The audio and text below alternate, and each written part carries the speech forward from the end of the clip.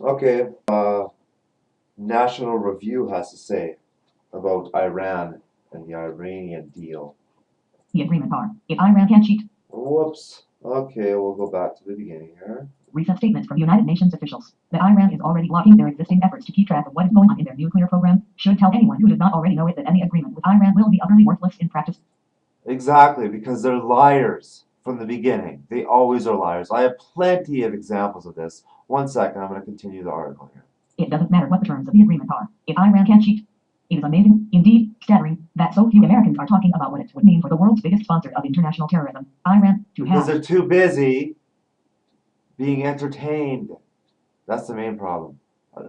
Not many people call the American people out on this, or the Canadian people, or Western world in general. Not many do this. I'm calling us all out, me included. We are being brainwashed by our entertainment into thinking that nothing's going on over in the other parts of the world, when in fact, this is the most important time in human history to be alive, because there's so much prophetic things going on over in the Middle East. It's ridiculous. Let's continue listening here. Nuclear bombs, and to be developing intercontinental missiles that can deliver them far beyond the Middle East.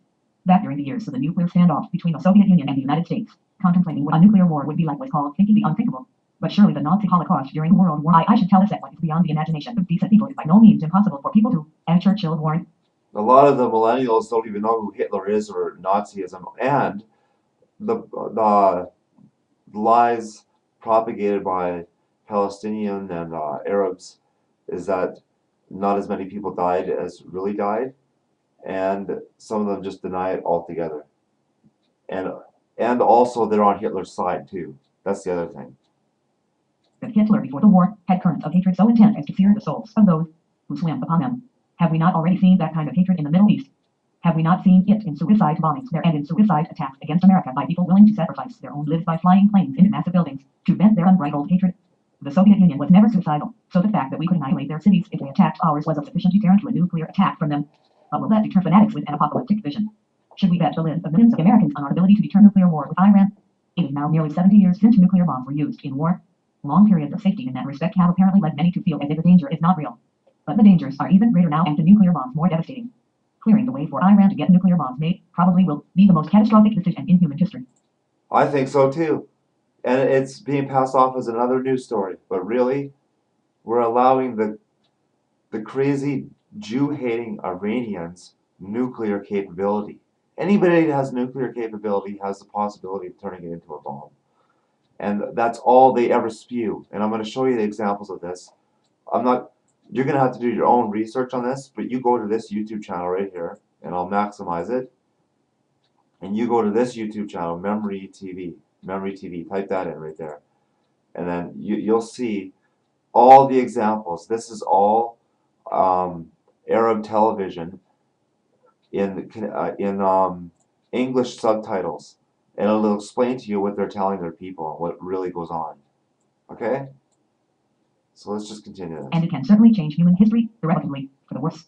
Against that background, it is almost incomprehensible how some people can be preoccupied with the question whether having Israeli Prime Minister Benjamin Netanyahu address Congress, warning against the proposed agreement, without the prior approval of President Obama, was a breach of protocol. And this is ridiculous anyway. What would the rest of the world know more than Israel, the neighbors of Iran, who live within that area? Yet USA and the rest of the world seems to think that they know more than Israel, the ones that are actually in that area. And if you look at a map, you see all the Arab nations that are around Israel, how small Israel really is. And everybody calls Israel the occupiers, which is total lies, rewritten history. Look into that too, lies in the textbook by Usama Daktar. Against the background of the Obama administration's negotiating what can turn out to be the most catastrophic international agreement in the nation's history, to complain about protocol is to put questions of etiquette above questions of annihilation. Why is Barack Obama so anxious to have an international agreement that will have no legal standing under the Constitution just 2 years from now, since it will be just a presidential agreement, rather than a treaty requiring the advice and consent of the Senate? There are at least two reasons. One reason is that such an agreement will serve as a fig leaf to cover his failure to do anything that has any serious chance of stopping Iran from going nuclear. Such an agreement will protect Obama politically, despite however much it exposes the American people to unprecedented dangers. The other reason is that, by going to the United Nations for its blessing on his agreement with Iran, he can get a bigger fig leaf to cover his complicity in the nuclear arming of America's most dangerous enemy. In a balanced vision, as the president of the world, there may be no reason why Iran should not have nuclear weapons when other nations have them. Politically, President Obama could not just come right out and say such a thing. But he can get the same end result by pretending to have ended the dangers by reaching an agreement with Iran. There have long been people in the Western democracies who hail every international agreement that claims to reduce the dangers of war. The road to World War II was strewn with arms control agreements on paper that aggressor nations ignored in practice. But those agreements lulled the democracies into a false sense of security that led them to cut back on military spending while their enemies were building up the military forces to attack them. Read. Just like said in the Bible, when they say peace and safety, then sudden destruction. Keyword it. blueletterbible.org.